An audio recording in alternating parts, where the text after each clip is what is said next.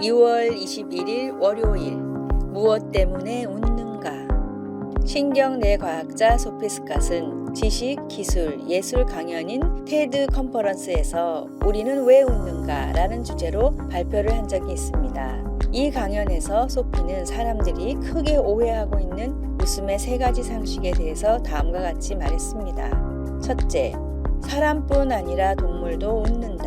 생각 외로 많은 동물들이 서로 소통을 하며 웃기도 합니다. 대부분의 포유류가 웃으며 심지어 쥐도 웃을 줄 압니다. 둘째, 사람들은 재밌을 때만 웃는다.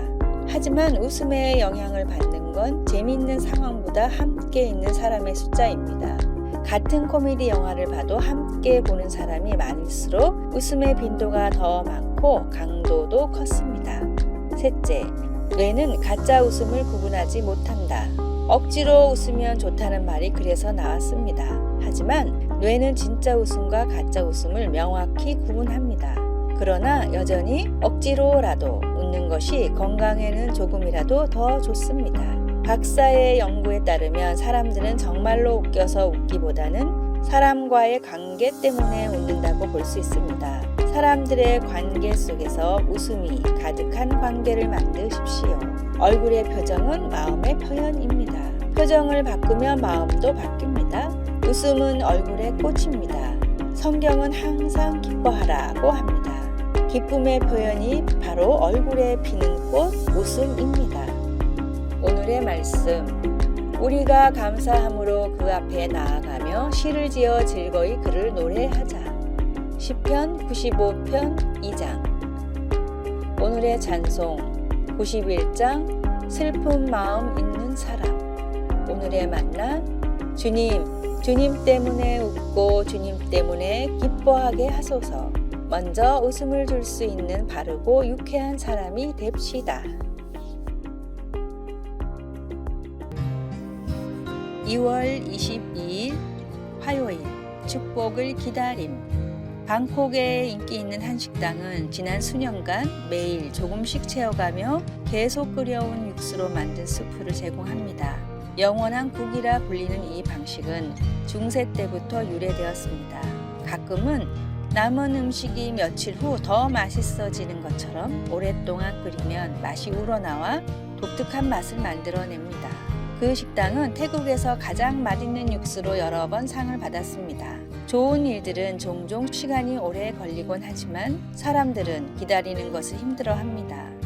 성경 곳곳에도 어느 때까지리이까? 라는 질문이 등장합니다. 하박국 선지자가 이에 맞는 예입니다. 그는 하박국서를 이런 질문으로 시작합니다.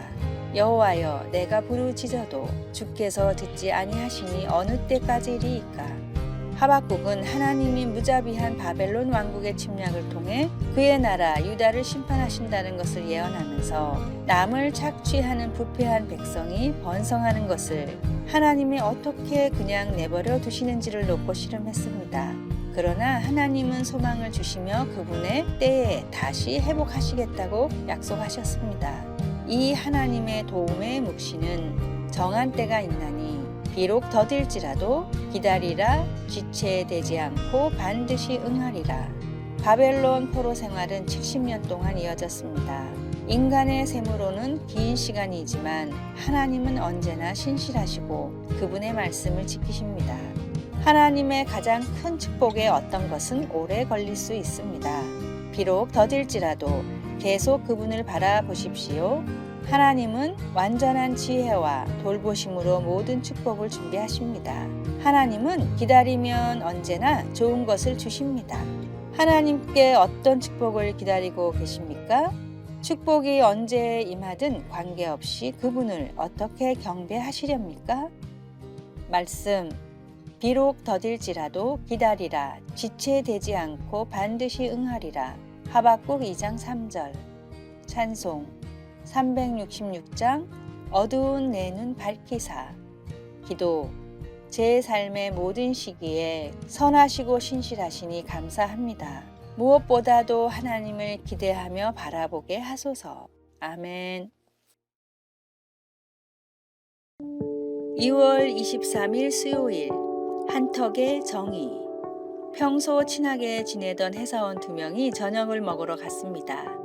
크게 한턱 쏘겠다는 친구의 말에 고급 식당을 갔는데 계산을 할 때가 되니 100만 원이 넘는 돈이 나왔습니다. 생각보다 액수가 크자 저녁을 사겠다던 친구는 당황해서 돈을 나눠서 내자고 했습니다. 그러나 친구는 한턱을 내겠다고 했으니 무조건 내가 사라고 했습니다. 사소한 말다툼으로 시작된 이 일은 법원까지 가게 되었습니다. 과연 한턱을 어떻게 정의할까가 문제였습니다. 법원은 숙고 끝에 다음과 같이 판결을 내렸습니다. 20만 원은 한턱을 내겠다는 사람이 혼자 내고 나머지 80만 원은 40만 원씩 나누어 낼 것. 20만 원은 두 남자가 처음 주문한 음식의 가격입니다. 한턱을 식당에 들어가서 맨 처음 주문한 음식들로 정의한 것입니다. 이 이야기는 서울 남부지방법원에서 실제 있었던 일로 당시 솔로몬의 판결로 불리며 언론에 실렸고 이후 다른 재판에서 한턱의 기준이 되는 판례로도 사용되고 있다고 합니다. 세상의 기준은 때때로 애매하고 변할 때가 많지만 구원의 기준은 명확합니다. 모든 사람에게 필요한 구원은 믿음만으로 누구나 받을 수 있고 그 효력은 영원합니다. 예수님을 믿는 것은 어렵거나 힘든 일이 결코 아닙니다. 마음으로 믿고 입으로 다음과 같이 고백하면 됩니다.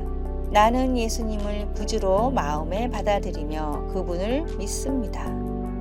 오늘의 말씀, 다른 이로서는 구원을 받을 수 없나니 천하 사람 중에 구원을 받을 만한 다른 이름을 우리에게 주신 일이 없음이라 하였더라.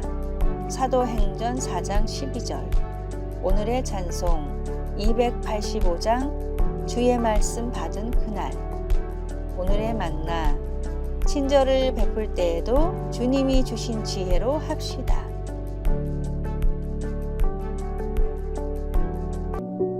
(2월 24일) 목요일. 동물들의 불평. 불평에 대한 페르시아 지역의 한 우화입니다. 숲속에서 닭과 쥐 그리고 토끼가 함께 살고 있었습니다. 세 동물은 각자 잘할 수 있는 일들을 맡아서 했습니다. 토끼는 요리를 하고 쥐는 물을 길어왔고 닭은 땔감을 모았습니다. 그런데 하루는 땔감을 줍는 닭에게 까마귀가 날아와 말했습니다. 바보같이 왜 혼자 가장 힘든 일을 하고 있니? 나라면 땔감을 줍지 않고 편하게 물을 길어올 텐데. 이 말을 들은 닭은 집으로 오자마자 자기 일이 가장 힘들다고 불만을 털어놨습니다.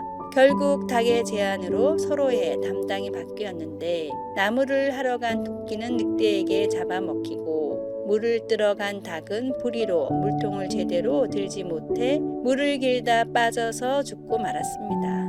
쥐는 부엌에서 기다리다 못해 혼자서 땔감을 구하고 물을 기르려고 하다가 굶어 죽었습니다. 페르시아 사람들은 이 우화를 통해 불평 한마디가 때로는 평지풍파를 일으킨다는 교훈을 가르칩니다. 작가 라이트는 불평과 잔소리를 한마디씩 할 때마다 당신의 가정은 무덤으로 들어가고 있다라고 했습니다.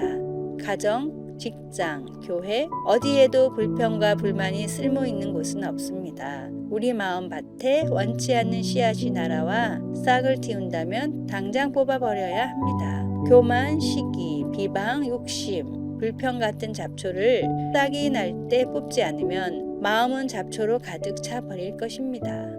말씀. 여호와 앞에 잠잠하고 참고 기다리라. 자기 길이 형통하며 악한 꾀를 이루는 자 때문에 불평하지 말지어다. 시편 37편 7장. 찬송 427장 맘 가난한 사람. 기도. 하나님의 사랑과 평강으로 마음을 가득 채우소서. 어떤 상황에서도 항상 먼저 감사의 제목을 찾아 감사합시다. 아멘.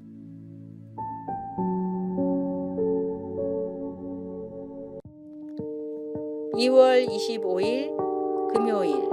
행복 총량의 법칙. 독일의 작곡가 베토벤은 사랑했던 여인이 떠나고 난청이 찾아오면서 한때 절망에 빠졌습니다. 현실의 무게를 견딜 수 없었던 그는 어느 수도원을 찾아갔습니다. 수사를 찾아간 베토벤은 힘들었던 사정을 털어놓았습니다. 그리고 나아갈 길에 대한 조언을 간청했습니다. 고민하던 수사는 방으로 들어가 나무 상자를 들고 나와 말했습니다. 여기서 유리구슬 하나를 꺼내보게. 베토벤이 꺼낸 구슬은 검은색이었습니다. 수사는 다시 상자에서 구슬을 하나 꺼내보라고 했습니다. 이번에도 베토벤이 꺼낸 구슬은 검은 구슬이었습니다. 그러자 수사가 말했습니다.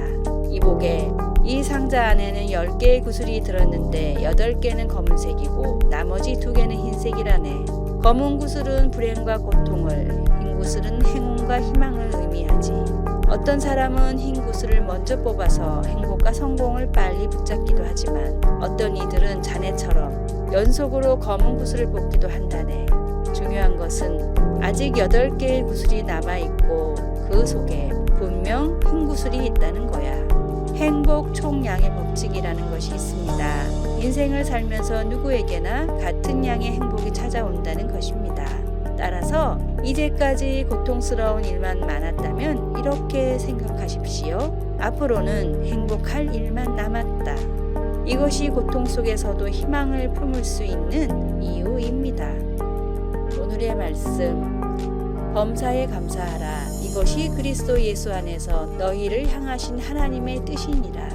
데살로니가 전서 5장 18절. 오늘의 찬송 428장 내 영혼의 햇빛 비치니. 오늘의 만나, 영화의 끝이 해피엔딩이라는 것을 알면 중간에 어떤 고난도 편하게 감상할 수 있습니다. 죽음 뒤에 천국행이 보장된 그리스도인들은 불행 뒤에도 행복 뒤에도 모두 하나님의 뜻이 있음을 믿으면 됩니다. 아래의 빨간색 글자 구독을 누르시어 더 많은 전도의 열매를 맺으시기를 기도합니다.